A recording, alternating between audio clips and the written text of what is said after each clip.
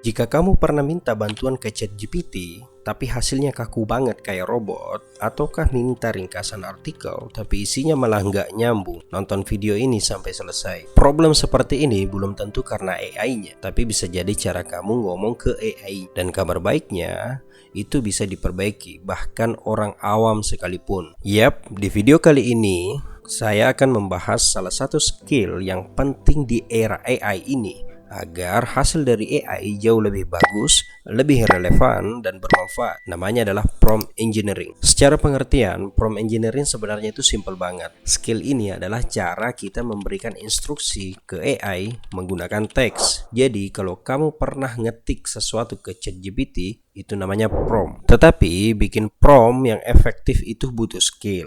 Contohnya, buat surat lamaran kerja. Jika dibandingkan dengan buat surat lamaran kerja untuk posisi marketing di startup teknologi dengan gaya formal dan to the point. Yap, hasilnya jauh berbeda. Jadi, prompt engineering itu bukan tentang coding, bukan tentang rumus. Ini soal komunikasi yang jelas, struktur yang rapi, dan tujuan yang spesifik. Kamu tidak perlu menjadi seorang data scientist ataupun seorang ahli dalam teknologi apapun itu untuk menulis prompt. Semua orang bisa menulis prompt. Jadi, yang ditekankan di sini adalah komunikasi. Jangan salah, crafting atau menyusun prompt yang benar-benar efektif bisa jadi sangat rumit karena ternyata ada banyak faktor yang mempengaruhi hasil dari prompt kamu, mulai dari jenis model AI yang kamu pakai, data latihnya seperti apa, pengaturan seperti temperatur atau tingkat kreativitas atau kerendoman jawaban, sampai ke kata-kata, gaya bahasa, struktur, dan konteks dari prompt itu sendiri. Sekarang kamu mungkin mikir, oke, tapi ini buat siapa sih? Programmer sajakah? Atau orang yang mengerti IT-ITan sajakah? Nope.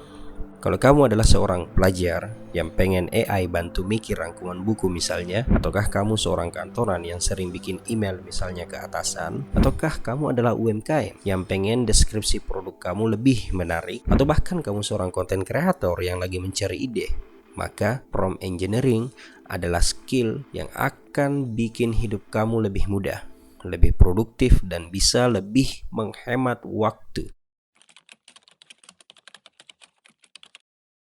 Sebelum kita lebih lanjut membahas hal-hal yang lebih praktis mengenai membuat prompt yang bagus, mari kita coba sedikit melihat bagaimana cara kerja AI seperti ChatGPT atau Gemini, dan kenapa kemudian prompt itu menjadi faktor penentu hasilnya, apakah baik atau buruk. Sebagian daripada orang di luar sana masih banyak yang berpikir bahwa AI itu seperti mesin pencarian atau bahkan makhluk yang super pintar yang mengerti semua hal yang kita ketik. Padahal mah kenyataannya jauh dari itu. AI itu seperti ChatGPT atau Gemini nggak benar-benar paham isi dari kalimat kita. Yang dia lakukan sebenarnya cuma satu hal, menebak kata berikutnya berdasarkan pola tulisan yang pernah dia pelajari atau AI pelajari dari jutaan bahkan miliaran dokumen di internet. AI ini adalah yang disebut dengan prediction engine alias mesin prediksi.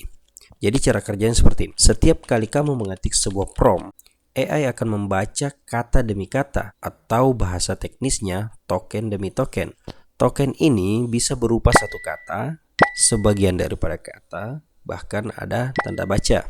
Misalnya, hari ini cerah sekali. Token akan dipecah menjadi token seperti hari, ini, cerah, dan sekali. Setelah itu, AI kemudian akan memprediksi, setelah cerah sekali, biasanya orang akan nulis apa ya? Dia kemudian menebak berdasarkan pola-pola umum dari semua tulisan yang pernah dipelajari sebelumnya, berdasarkan histori pembelajarannya.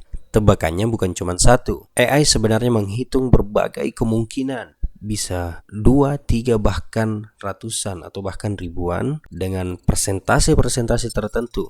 Dari semua kemungkinan itu, AI akan pilih yang paling masuk akal menurut hitungannya dan terus lanjut ke token berikutnya. Nah, disinilah pentingnya prompt. Karena AI ini hanya menebak berdasarkan konteks yang kamu kasih, maka isi prompt kamu itu ibarat kompas yang menentukan arah prediksi AI ini. Semakin jelas, semakin spesifik, dan semakin terarah prompt yang kamu tulis, maka semakin besar kemungkinan AI kasih output yang pas, relevan, dan bermanfaat. Mari kita coba bandingkan dua contoh ini. Saya mencoba membuat prompt asal-asalan, misalnya tulis artikel. AI kemudian akan bingung, artikel apa, panjangnya apa, buat siapa. Nah, ketika kita mencoba prompt yang lebih jelas, misalnya tulis artikel sepanjang 300 kata tentang manfaat olahraga pagi untuk anak muda dengan gaya santai kayak blog lifestyle. Nah, ini baru jelas. AI tahu topik, audiens, gaya tulisan, dan panjangnya. Jadi kalau diibaratkan, prompt itu seperti resep dan AI itu seperti koki yang super jenius. Kalau kamu bilang ke koki masak dong, ya bisa-bisa saja kamu dikasih nasi goreng atau malah sambal jengkol terus pakai es krim. Tapi kalau kamu bilang masak nasi goreng menggunakan ayam kampung yang pedas tanpa kecap manis, porsinya 2 orang. Nah, itu baru jelas dan hasilnya jauh lebih sesuai. Makanya tugas kita itu bukan sekedar nanya ke AI, tapi ngajarin dia supaya dia bisa kasih hasil yang benar. Nah, berdasarkan analogi tadi, kita lebih tergambarkan mengenai prompt yang baik dan buruk. Dari misalnya tolong buatkan caption menjadi buatkan caption Instagram singkat dan lucu tentang kopi pagi dengan gaya bahasa Gen Z, ataukah jelaskan tentang marketing menjadi jelaskan strategi marketing digital untuk produk UMKM makanan ringan maksimal 3 paragraf pakai bahasa yang persuasif. Nah, lihat kan bedanya, semakin spesifik prompt kamu, semakin tepat hasil AI-nya.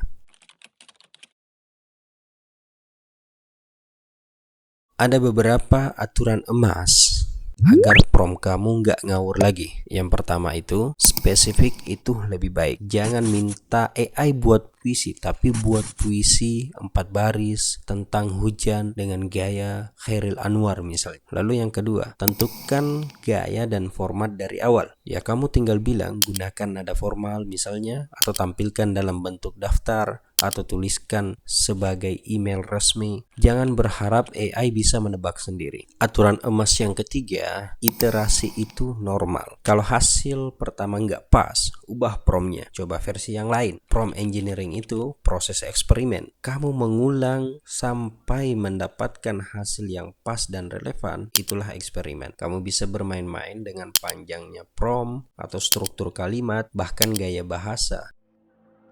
Jadi sekarang kamu sudah tahu prompt engineering itu bukan hal teknis. Siapapun bisa belajar, hasil kerja kamu bisa lebih cepat, tepat, dan keren. Dan yang paling penting, kamu punya skill masa depan untuk menghadapi gelombang AI. Karena AI saat ini bukan sekedar alat, tapi partner kerja yang butuh komunikasi yang baik. Terima kasih.